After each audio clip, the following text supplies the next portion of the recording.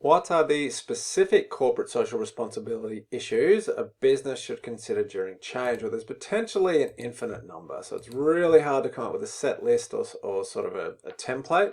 So what we learned in a previous topic is that change is going to impact stakeholders, and the five we focused on in particular when a business implements change are going to be our managers, employees, customers, suppliers, and also the general community.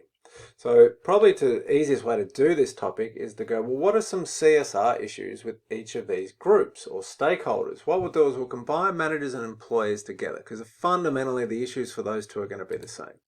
So here's how we'll do it. We'll say we've got stakeholders and manager employees. Here's the CSR issue we need to consider. So will the change require employees to learn new skills?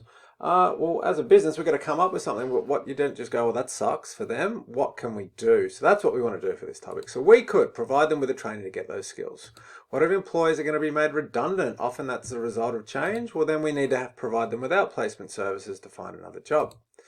Will a change force employees to have to work more or different hours? And if so, we need to provide flexible work arrangements so people can start, finish early, work from home, etc.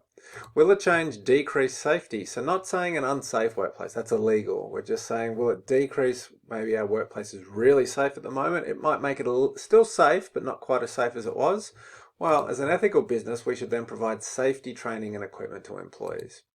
Will a change result in some employees being discriminated against? Not deliberately, because obviously that's illegal, but perhaps it means some employees can't work a particular day or time because they've got childcare commitments, for example, but the change means they have to. Well, we need to ensure there's non-discrimination and diversity in our employment. Lastly, will a change make employees feel stressed or anxious? I think it will for most people. Most people don't like change. So therefore, what do we need to do? Well, we need to provide support, counselling and training so employees can adapt. What about with our customers? What are some CSR issues? Well, one is that will the actual change require customers to pay more?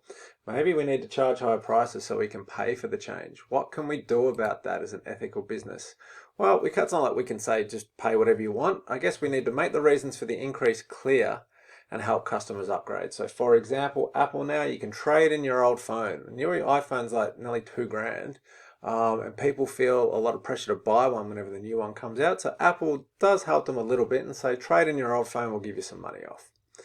Customers also might be forced to change how and where they buy the product, like from the physical location, or maybe they need to buy online when they bought in store, or the opposite way around. Maybe they need to speak to someone when they didn't used to have to. Well, we need to help provide customers with support and assistance to make the change. If they have to do something different, we better help them do that. Will it reduce the safety of the product? Not make it unsafe, but just less safe than it was. Well, we need to ensure customers are supported to use the product safely. So we need to have instructions on there about how to use the product safely. And lastly, what about a change? Fundamentally, most business changes are designed to get people to buy more. What about if a change is designed to encourage customers to purchase more of a product when perhaps they don't need to? E.g., do you really need to upgrade your iPhone every year? That's what Apple encourages you to do. It's not a negative thing, it's the business. That's what it's meant to do. What can you do? Well, I guess you can ensure customers are only encouraged to purchase the product if absolutely necessary. Is there a way they can keep their existing product or maybe trade in their old product?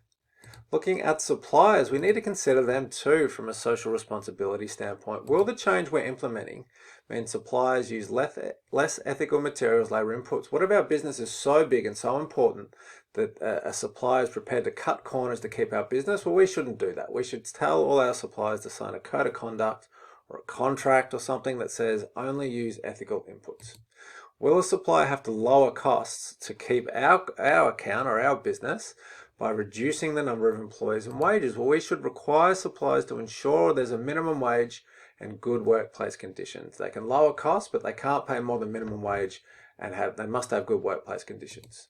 Will suppliers have to use renewable energy? Well, we should really, if the change is something that can be, using renewable energy, we should make suppliers sign up for that and only use suppliers who are carbon neutral.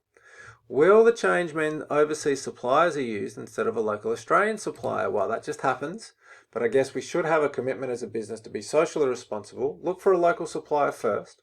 Whenever we get something delivered locally, we reduce our greenhouse gases and carbon footprints than if we get it sent on a plane or a boat from another country to here.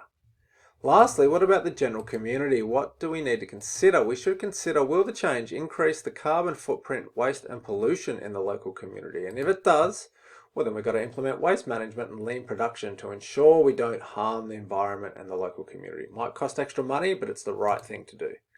Will the change result in jobs in the local community being lost, e.g. moving a factory from Australia to, say, Vietnam, Cambodia, China? Yeah, well, that just happens. That's business. We've got to be able to do something, though. What could we do? Well, we could support the local community by helping them find other jobs in the local area, even if they can't work for us. It's the right thing to do. And lastly, a lot of changes result in businesses sort of basing themselves overseas, so they pay less tax. That means there's less tax in Australia for the government to spend on services. What should we do? Well, if we're going to pay less tax, we better, contribute another way. We better give donations to local community groups and charities and etc. Help them sort of take care of the local community, given that the local community won't be able to have taxes from our business to pay for its services.